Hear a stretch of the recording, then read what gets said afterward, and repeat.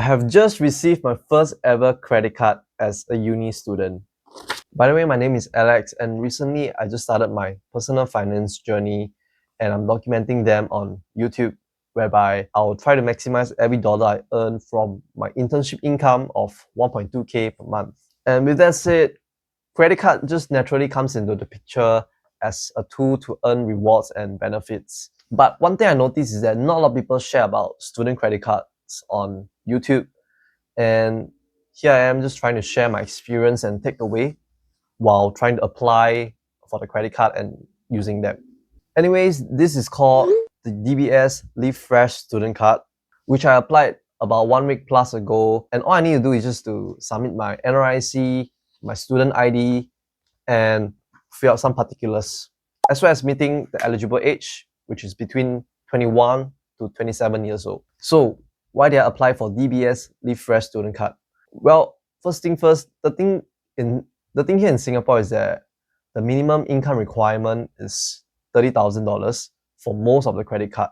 $30,000 per year. So for me, no, I'm not even close. So with that, I'm limited with just a few options.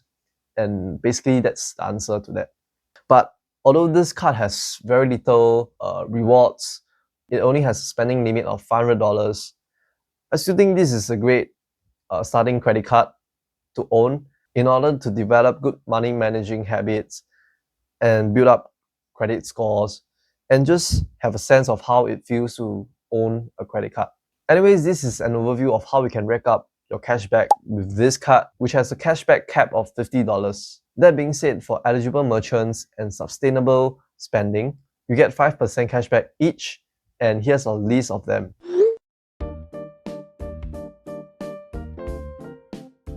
And for other spending, you get 0.3% with no minimum spending.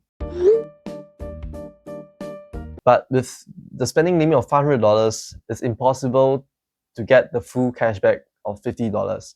So to give you guys a realistic example, here's how it looks like with a total expenditure of $500. Let's say if you spend $300 on eligible merchants like Starbucks or Golden Village, you get $15 cashback. And for the remaining $200 on other stuff, that's 60 cents, which is 0.3% of that. So in total, you get about $15.60 back. Moving on, here are some of the things you should watch out for.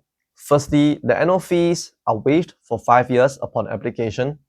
However, they do charge $100 for late fees and a 27.8% per annum interest if your payment is overdue. Therefore, always pay in full whenever your credit card bill is due. And usually the due date is 25 days after the statement appears. So please take note of that. So do remember to set your reminder and check your iBanking regularly so you don't miss a payment and lose your cashback gains in the process. Anyways, that's about it for this card. I hope you guys gain some valuable insight, and feel free to let me know if you have gotten your first credit card or you're already using them. By the way, I have also applied for another student credit card which is on the way. So if you guys are interested, so do subscribe, like, and stay tuned. With that, I'll see you in the next video. Bye.